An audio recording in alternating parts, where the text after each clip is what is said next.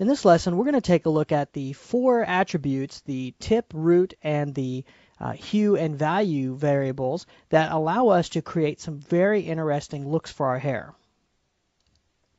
So let's take a look at the material properties that we were looking at earlier. And we're going to come back and talk about some of these shadow attributes and speculars in another part of the lesson, but I want to focus on the tip color, hue variation, value variation, and root color before we move on to some of these other attributes. So let's talk about these very quickly. Now, earlier you saw me play with the tip color in the previous lesson. So again, we can change this to some bright color, leave it at that, and we can go into the root color, okay, and darken that or change it to a color or whatever we want. Let's say something like that. And now let's render this, and you'll be surprised at what our output comes out to be. All right, so if we look at this and we go, wait a minute, I didn't put any of this red or green in here. Why am I getting this? Well, that is because of this hue variation. So let me bring up my color picker here. I have this set to 25, so it's going to be looking in this area. So that's why I had a little bit of green and a little bit of orange. Now, if I set this all the way up to 100, okay, it's going to do a full circle around that color wheel. Let me render this out. We're going to get kind of a rainbow haircut.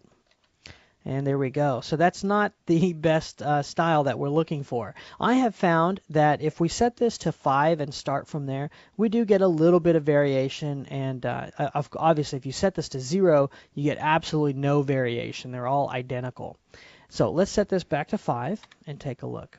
Now, I'm going to go ahead and talk about value variation, which if we set this to none, okay, all we're going to get is the hue variation. So let's render this. And there we go. They're all identicals. Okay, so I'm going to save this so you can take a look at this here in just a second. And now let me increase this value variation to 100%, and we'll re-render. Okay, so here is a before and after. You notice now we're starting to get some variation. Now this is really where you get some beautiful looking hair, because not every hair, especially the lighter your hair, not every hair is going to be identical. Now obviously if you had black hair, you're getting pretty close to all of your hair being identical.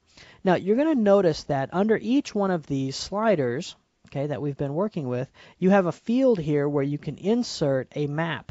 Well, these will allow you to insert a texture file with the information that you want to drive here. Now, some of these are used as multipliers of this map, and some of them are overrides. And we'll talk about those later on in the back half of this kit, because right now we obviously have tons of more attributes that we want to cover. But that's how you can adjust the color very quickly from the tip to the root, and it's going to interpolate the colors between the two. But keep in mind, add a little bit of variation to both hue and value just to break up the hair a little bit and give it a little bit more believability.